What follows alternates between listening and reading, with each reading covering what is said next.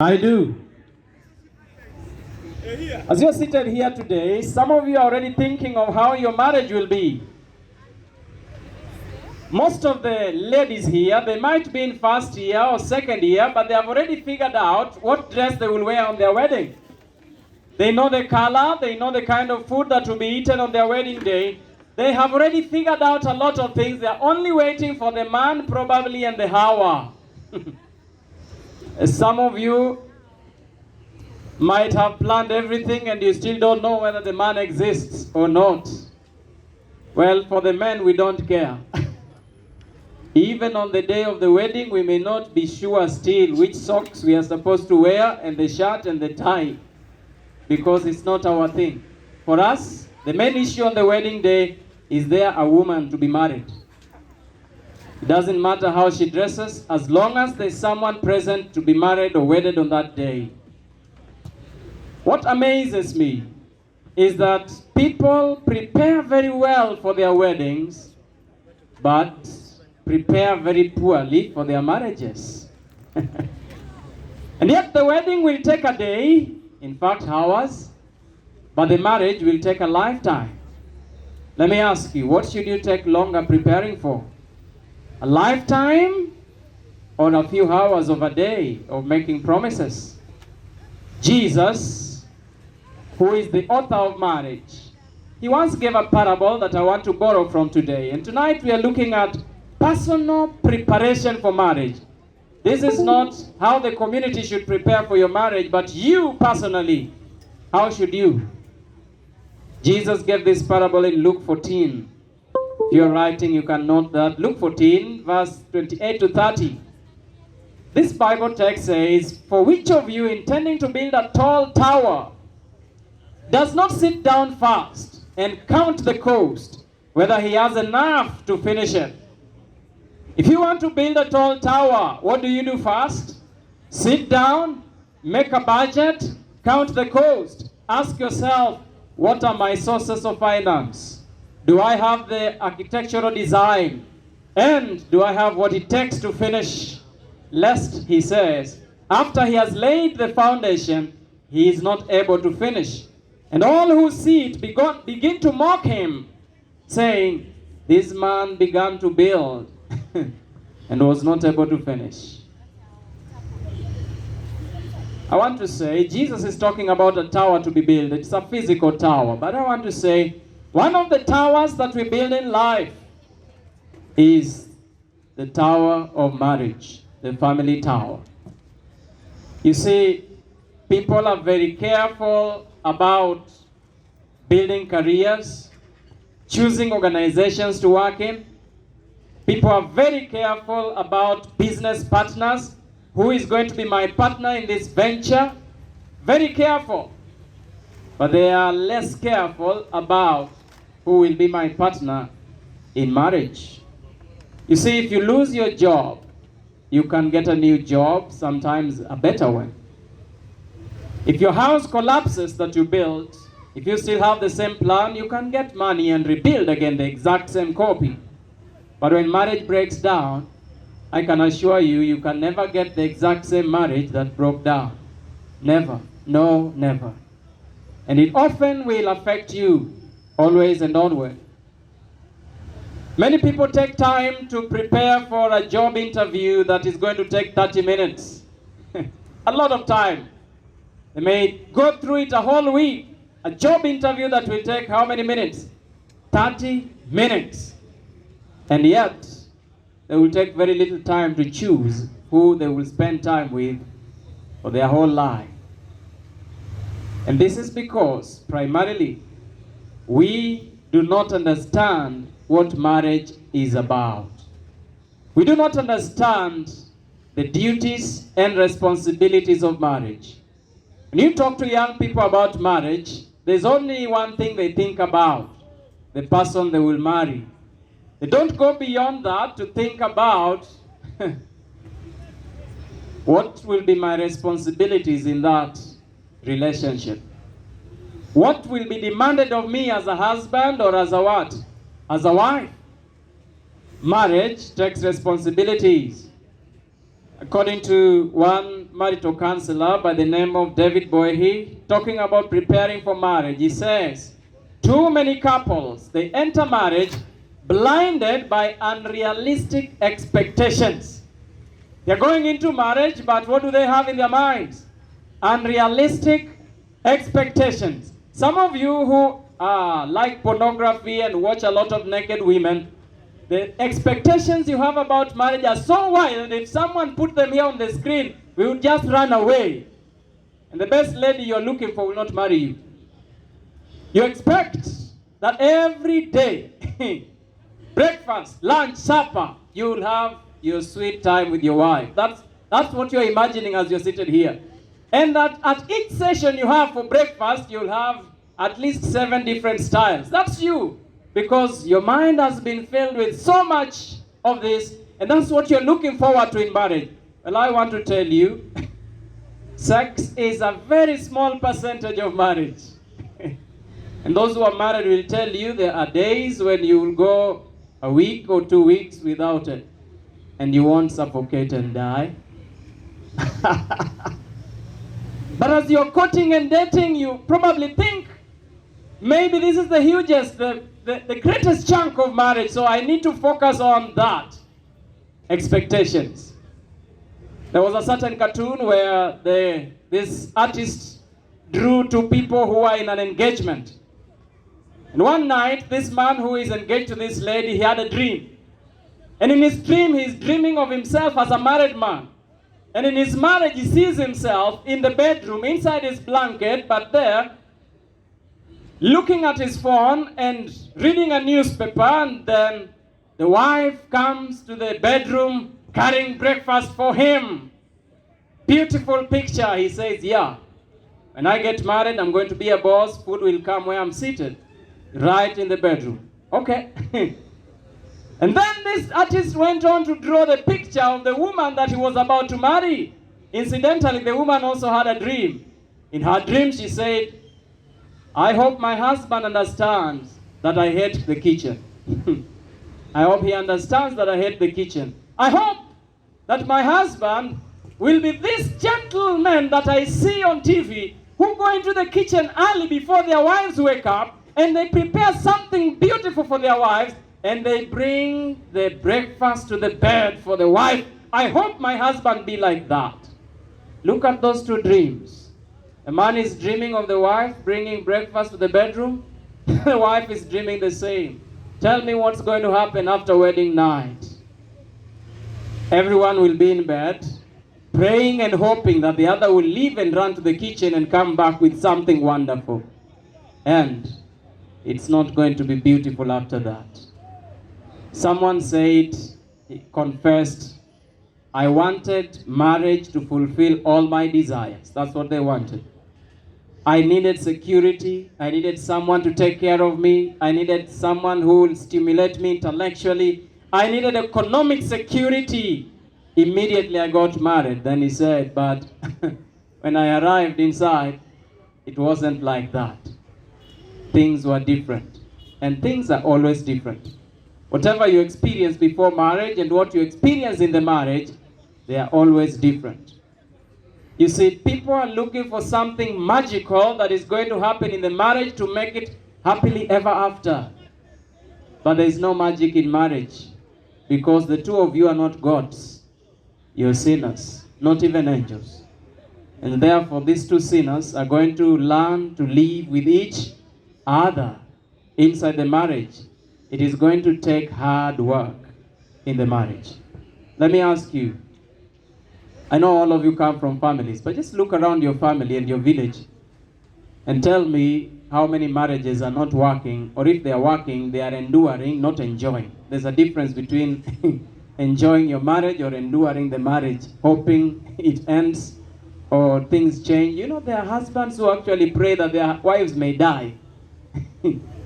Or the other way around, Lord, let this man die in an accident so I can get a chance to get a new one, because this first choice I made, I don't think I can make it to the end.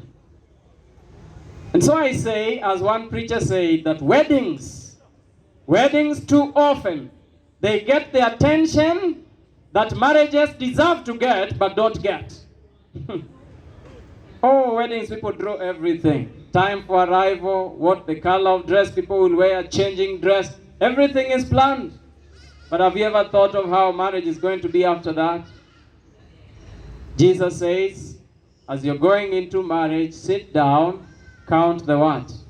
Count the cost. And after that, look at it and say, am I going to make it to the end? Incidentally, all people who got married, they had a beautiful picture.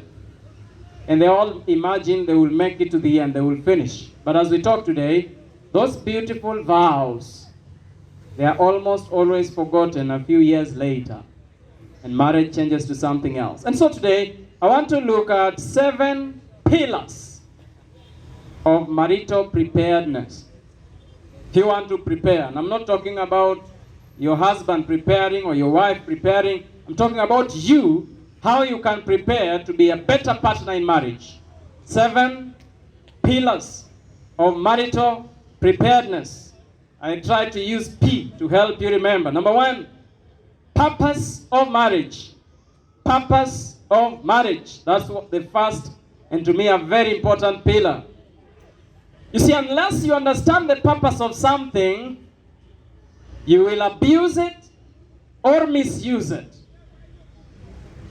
And the purpose gives you the drive. The purpose helps you to think through, how can I do things in order to achieve the ultimate what? Purpose. Many of us get into marriage without a clear purpose for it. And we misuse it. We abuse it, or the people in it. Let me give you an example. You see, purposelessness leads to abuse or misuse. Assuming you have this good boyfriend of yours that just started dating you or courting you, and he came from my village, and my village you don't have these things. I hope you're looking at me very well. So, this one has just been put here for illustration, don't worry. How do you call this? Now, no, don't call it from my pocket, now call it from this pocket. How do we call it? In the city here. How do you call this thing inserted on a pocket of a coat or a jacket? You don't have such suits in Uganda. Oh my God. I wonder. Okay, in my world we call it a pocket square. Did you ever hear that? Pocket square always matches with a tie. You know that? So your boyfriend has come from our village where we don't have pocket squares, and so you've gone on a date and he has been wondering why he received this with the suit he bought. So when he received it, he folded it very well like mine, and where did he put it? In the pocket. And then some water pours on the as you are on your date, and you know what he removes from his pocket? The tie is there, but the pocket square should have been here, but he knew that this is a handkerchief. So he says, don't worry, sweetheart, I got something wonderful. This handkerchief, you know, these guys gave me a handkerchief that looks exactly like my what? My tie. How much I love these people in Kampala. And he takes it and wipes clearly while you're opening your eyes wider and checking, is it for real? Are you the one I'm going to spend my life with who is using? When you don't understand the purpose of something, you may abuse it or misuse it. Are we together? It's like some of you who use your toothbrush to brush your shoes. I have stopped. Purposelessness always leads to what? Abuse and misuse. You see, if for you the purpose of marriage is sexual intimacy only, you know what you'll be looking for? You look for a wife with big hips and sweet lips. Those are the things you're looking for, because the purpose for marriage is what? Sexual intimacy. That's what you consider. If your purpose for marriage is comfort and convenience, a life of ease, you will look for a husband who has a big pocket, because you want a comfortable what? Life. So that's the kind of partner you're looking for, someone that can assure you that the future is going to be comfortable for you. If the primary reason why you're getting married is to be happy, probably you're going to choose a husband who is a comedian. Someone so full of the sense of humor to feed you with some marital jokes and keep you laughing all your life. Unfortunately, even comedians divorce because they can't do comedy in the bedroom. It is not working. Doesn't work there. And so the question is, will marriage make you happier? Because some of you want to get married to be happy. Will marriage make you happier? Allow me to read what CNN wrote in some years ago. The title of the article was, "Marriage Doesn't Make You Happy." Eh? Did you hear me? Marriage doesn't make you happy. Then they said, most newlyweds, they experience a brief emotional bounce after their wedding. Love is hot after the wedding. But eventually they return to the same outlook they had on life before they tied the knot. According to the research, they say, we found that people were no more satisfied after marriage than they were prior to the marriage, the researchers say. So as they're looking at the satisfaction levels and the happiness levels of people after marriage, they say that they didn't notice any significant changes. They had done this study on 24,000 couples for a period of almost 11 years, and they told the participants every year of their marriage to rate their happiness from 0 to 10. Then they say, 0 is I'm not happy and 10 is I'm totally happy. They said that the average boost that you get from marriage that makes you happy was just 1/10 of a point on the scale. Let me explain what that means. If before your marriage your happiness level was 5 out of 10, marriage could only bring for you 1/10 of the point, so that after marriage, if they ask you how happy you are, you will be 5.1 happy out of 10. Did you hear me? Not 7 or 8 or 10 or 9. You will be 5 where you are 0.1. Now if you are going into marriage to make yourself happy, I'm sorry. You may stagnate many years. many years. This study, which took 15 years to complete, also found that people who are already satisfied with their lives before marriage, they were more likely to stay married longer. Those who are already satisfied with their lives before they are married, they are happy the way they are before they get married. When they get married, their marriages last. People who get married and stay married are more satisfied than average long before the marriage occurred. So these people, their happiness and satisfaction was made before their marriage. Are we together? If you are looking forward for someone else to come into your life to make you happy, I'm sorry, it's not going to work out. So will marriage make you happier? The answer is not necessarily. Not necessarily. Therefore, we conclude by saying, to be happily married, I would want you to help me repeat this. To be happily married, you must first be happily single. Okay, follow me, let's go. To be happily, you must first be happily. Let's repeat. People on this side, please tell those people, and those people should finish. Let's start.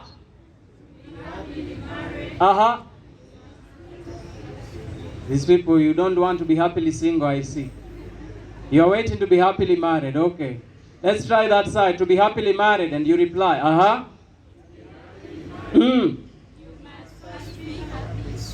So my question this evening for you is, are you happily single? Or for you, singleness is a bother and a burden. And if you find any route to escape it, even tonight, we will make you married if you can. Are you worried that you're single? Or are you happy in your single life? They have actually done another research, and they found that most inventors, they invented more before marriage than afterward. I don't know why. I don't know why. Don't know whether marriage really distracts us that we can no longer invent things. But yes, I want to encourage you. Develop yourself first. Be satisfied with who you are. That will protect you from being disparate. Are we together? Even if you reach 35 and nobody has come, there is no hurry. You can still be happily what? Happily single. God guiding your life. Some of us marry because we have pressure from society. And the society can give you the pressure of a pressure cooker. Shh, marry. Shh, you go to the weddings. When are you going?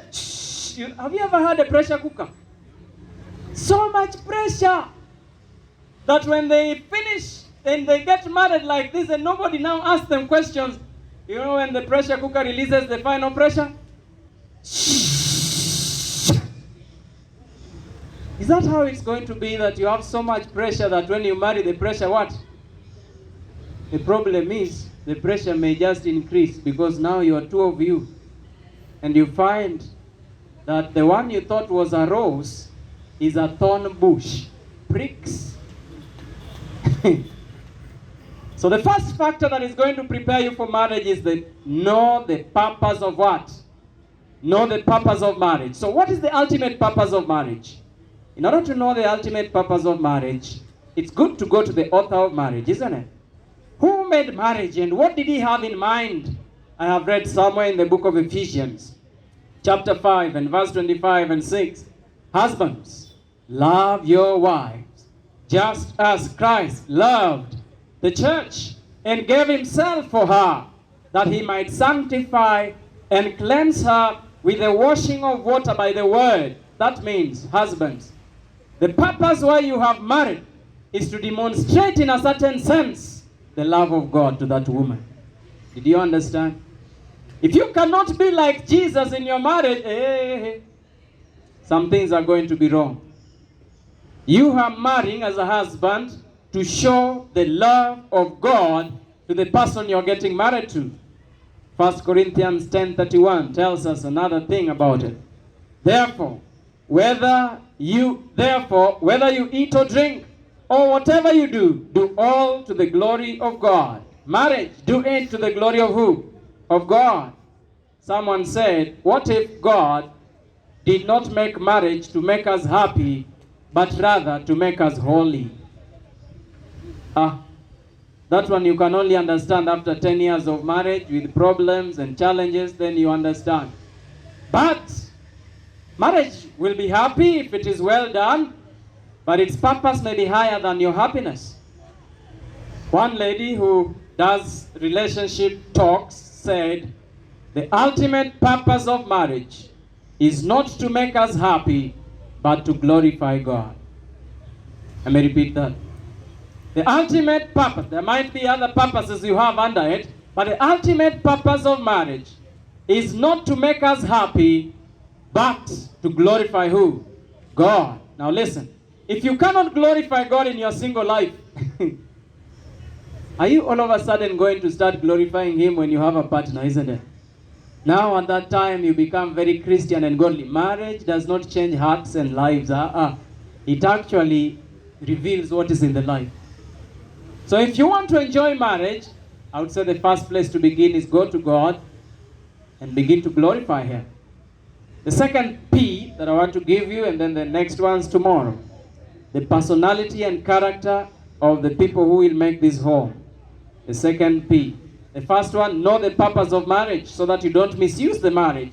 But the second one, the personality and the character of the people who will make it. You want to prepare for marriage? Invest in your character. Character. I have often seen some men post this thing. They say, beauty has sent a lot of girls to marriage. Can you finish it for me if you have ever heard it? You have heard it, okay. Beauty has sent a lot of girls to marriage, but character is busy returning them back to their father's house. Beauty sent them because these young men, their eyes spot beauty very fast. They marry. Then character begins to show. And as soon as character shows, they find there is something else. The Bible says somewhere in 1 Peter chapter 3, verse 3 and 4. 1 Peter 3, 3 and 4. Talking to women. Do not let your adornment, your dressing, your dress code be merely outward, the arranging of hair, the wearing of gold, the putting on of fine clothing. Rather, let it be the hidden person of the heart. Women, I know we focus a lot on makeup. God is saying, why don't you, if you're preparing for marriage, prepare your heart, prepare your character. The incorruptible beauty of a gentle and quiet spirit. There is a beauty that cannot be what? Corrupted. It's the beauty of character, it says, which is very precious in the sight of God. Now tell me, when God is evaluating the beauty of those who come before him, does he look outwardly or he looks at the character? How does God look at us tonight? How does he grade us? By our character. You see, you are not responsible for the way you look tonight. Your father and their genes are responsible for how you look. I may blame you for being dark, but you're not responsible. So if someone tells you how dark you look, just tell them it's not my problem. It came from somewhere else. We were born in that generation of darkness. Some of us, in order to see us, we must smile and put our teeth outside. But you can't change that, can you? No, you can't. But there's something you can change. Your character. The beauty of heart. That is what is going to keep you in marriage longer than the skin. Listen, while I'm not saying that you should neglect the way you look outwardly, I am saying inside of marriage, that which will make you happy and peaceful in the marriage is the character and not the contour of your body. You've not understood yet. Let me continue. A person, as you're seeing that lady seated there next to you, a person is not their skin color. A person is not the length of their hair, or their body shape, or their height. A person is made up of the content of their character. And when you're marrying the person, the content of the what? Of the character. So where is your focus as you're evaluating? Proverbs 31 says in verse 30, charm is deceitful, beauty is passing, this outer one. But a woman who fears the Lord, she shall be praised. Why are they saying a woman who fears the Lord? Because if she fears the Lord, she has character. She will be forgiving, she will be faithful, she will be honest, she will be hardworking. A woman who fears the Lord. Now the problem with our generation, no, not our generation, it has been through all generations. Men, women, not women now, women. Women, we were created as visual creatures. Like, seeing like this we see. And we say that we appreciate nature as nature is passing. So that when nature passes like that, when nature is passing, the men twist themselves to appreciate the what? The nature. Because we are visual creatures. If ever there are people who have become victims of wrong marriages, it is men, because we marry what we want, not what we have evaluated, because our eyes have done us harm. I had a video here, but you can't see it in this light. There's this gentleman, he's walking, he's carrying some very delicate goods. Then a lady passes, and the brother forgets he's carrying delicate goods, and he decides to appreciate nature. And the man stumbles and he falls completely seriously, and everything is broken because he was appreciating what? Because we are visual creatures. I hope you know someone in the Bible whose name was Samson. You know him? What happened with him? If you read Judges 14:1-3, that guy told his father, I've seen a certain woman somewhere and she's beautiful. I want to marry her. And the father said, no, please marry from the people we know who fear God. And he said, let me read exactly what he said in verse 3. He said to his father, get her for me, for she looks good to me. She what? And that was the beginning of the end of Samson. At the end of his life, when he was arrested, what was pulled out of his eyes? Oh, his eyes were pulled out of his eyes, isn't it? The sockets, his eyes were pulled out of the sockets of his eyes.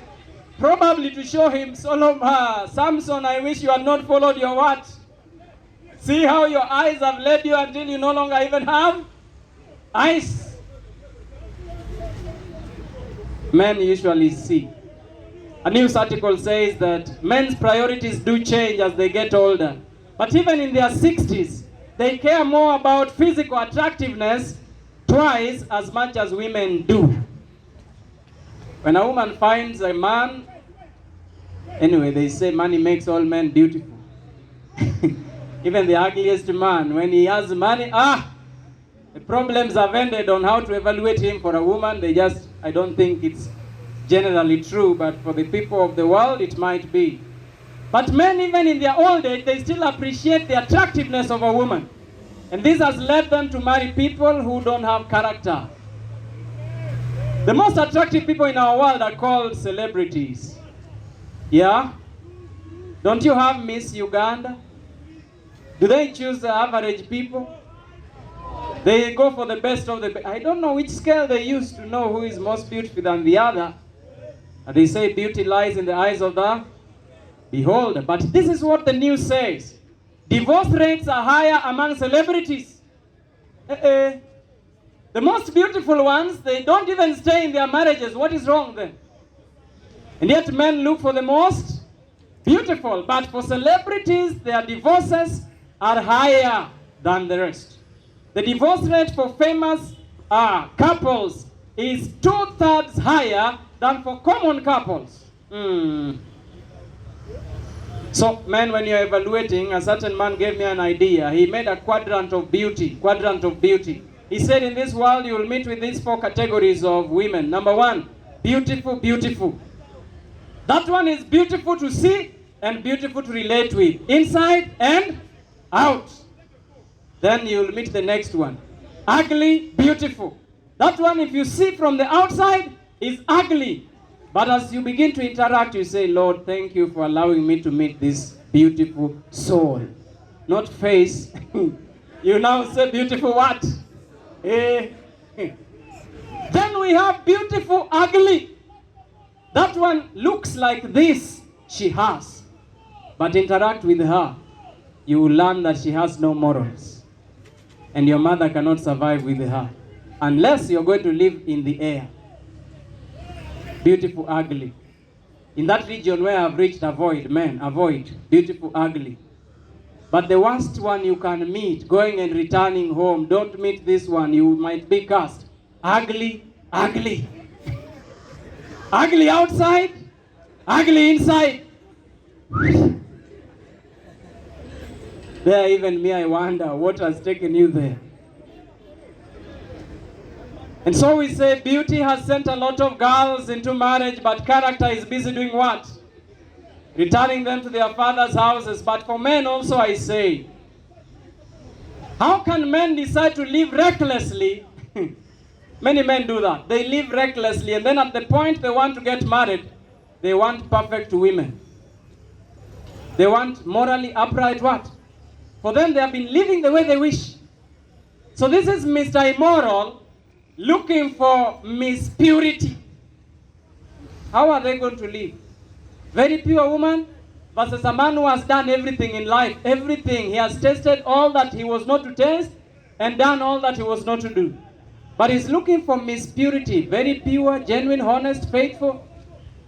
I want to say, if that lady is honest and is serving her God, God will never bring his best into a mess. Say that with me. God will never bring his best into a mess. Doesn't do that. Somehow God will reveal to that woman how you look. God cannot lead a woman who loves the Lord and has character into a man who has wasted his life and is going to waste her life too. Never. Men, just be good. As you are looking for Mr. Right and Miss Right, or whoever it is, the right person, be right yourself. Did you hear me? If you are the other person whom you want to marry, would you want to marry you? Let me ask that again.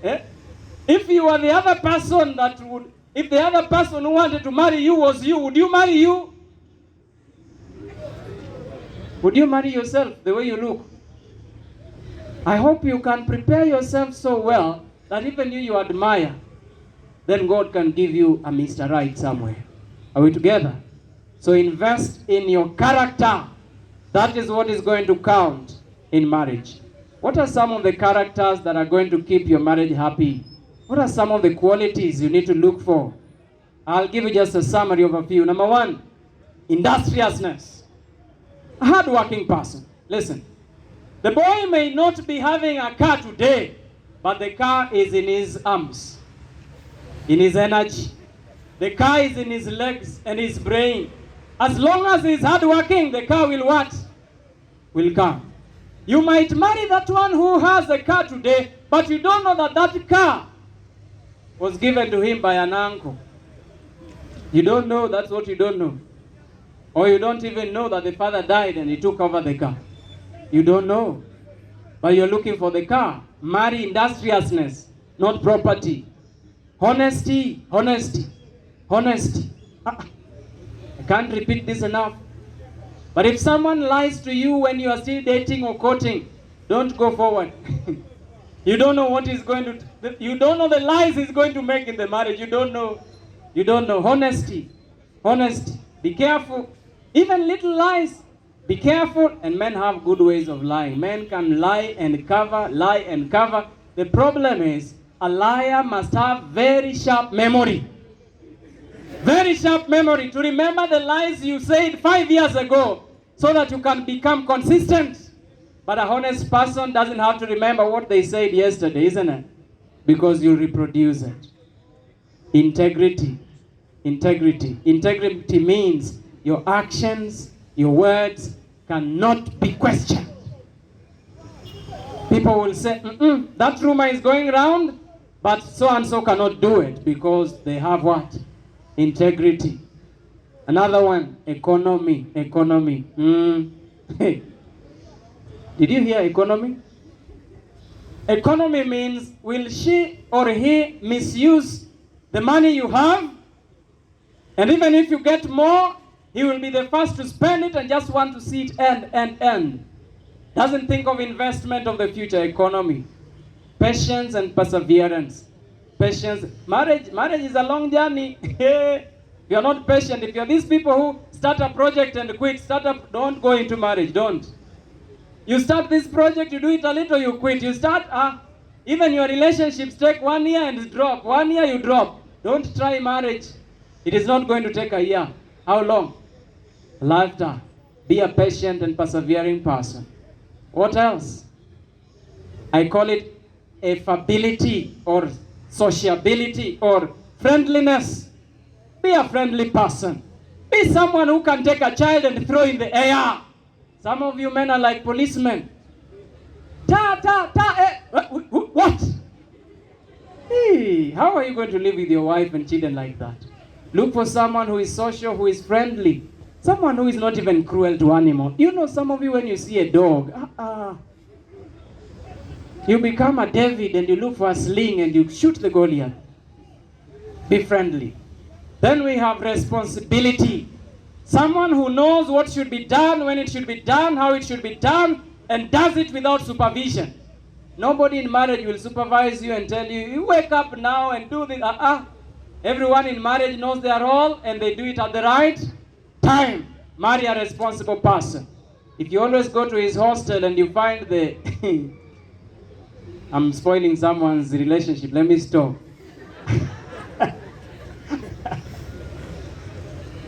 We shall come back to finish tomorrow on the other P's of marriage.